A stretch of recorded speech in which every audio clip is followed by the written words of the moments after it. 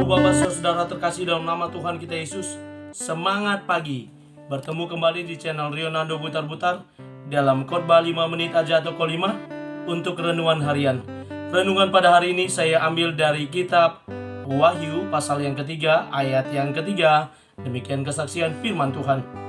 Karena itu ingatlah bagaimana engkau telah menerima dan mendengarnya. Turutilah itu dan bertobatlah.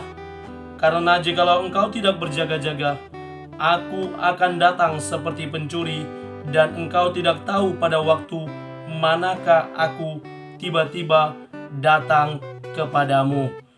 Setia menanti kedatangan Tuhan. Ibu bapak saudara terkasih dalam nama Tuhan kita Yesus, ada sebuah cerita pada puluhan tahun yang lalu. Ada seorang gadis India bersama seorang pemuda Perancis, di mana mereka menjalin sebuah hubungan antara seorang laki-laki dan perempuan, pacaran, dan mereka berjanji akan tetap setia satu sama lain sampai nantinya mereka menikah. Dan perpisahan juga yang harus membuat mereka berpisah sementara waktu, karena si pemuda Perancis harus kembali ke negaranya, dan dia berjanji akan kembali menjemput si buah hati dan membawanya ke negaranya untuk menjadikan wanita tersebut istrinya. Namun apa yang terjadi? Penantian yang terus dilakukan oleh si wanita, di mana sang kekasih berjanji, tunggulah saya di stasiun kereta ini. Dan selama berbulan-bulan dia sering datang ke stasiun kereta tersebut menanti si pujaan hati. Lewat 1 tahun, lewat 2 tahun dia tetap setia, lewat 3 tahun dia tetap setia, sampai 5 tahun. Keluarga sudah berkata, hai wanita, hai anak gadis kami, lupakanlah si pria itu, tinggalkanlah dia dan pergilah menikah. Namun dia tetap setia sampai suatu waktu kereta api harus segera disterilkan, di mana wanita itu tempat dia berdiri, dia disuruh bergeser karena akan ada seorang pejabat dari negara lain, seorang wali kota dari negara lain akan datang, dan semua tempat di stasiun tersebut harus steril. Dan wanita tersebut bersikeras, dia katakan bahwa dia sedang menantikan kekasihnya. Dan benar saja, pejabat yang datang dari luar negara itu adalah seorang wali kota di salah satu kota Perancis, yang datang tidak hanya sekedar kunjungan kerjanya, tapi juga dia menjemput wanita pujaan hatinya. Penantian dari wanita tersebut akhirnya tercapai dan mereka pun akhirnya menikah.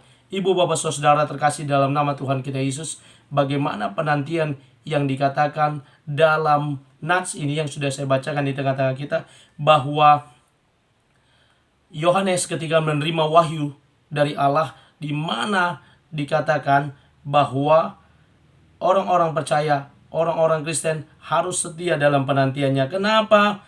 Karena akan tiba waktunya Tuhan akan hadir untuk kedua kalinya ke dunia ini, untuk menjemput setiap orang percaya saleh-salehnya. Dikatakan dalam nats ini, ibu bapak saudara terkasih, kenapa kita harus setia menanti? Bagaimana kita dalam penantian kita? Yang pertama sudah disampaikan, karena itu ingatlah bagaimana engkau telah menerima dan mendengarnya.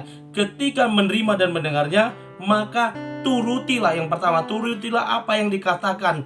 Firman Tuhan yang telah kita terima dan kita dengar, kita harus menurutinya.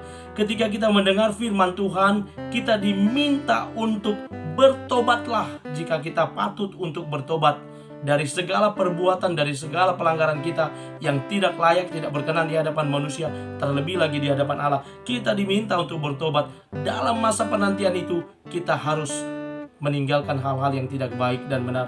Lalu yang ketiga, dikatakan bahwa kedatangannya tiba-tiba dan tanpa terduga. Siapapun tidak tahu kapan masanya, hanya diberitahu dia akan datang kembali untuk kedua kalinya. Sama seperti wanita itu menantikan pujaan hatinya, dia tidak pernah tahu kapan waktunya, tapi dia setia dalam penantiannya. Mari ibu bapak saudara terkasih, melalui renungan harian ini kita boleh diingatkan untuk setia dalam penantian kita, mengingat, menuruti firman Tuhan yang telah kita dengarkan, bertobat jika kita perlu dari pertobatan perbuatan kesalahan yang kita lakukan, dan tetap berjaga-jaga setia dalam penantian itu sembari terus berdoa dan beribadah. Selamat beraktivitas. Tuhan Yesus memberkati.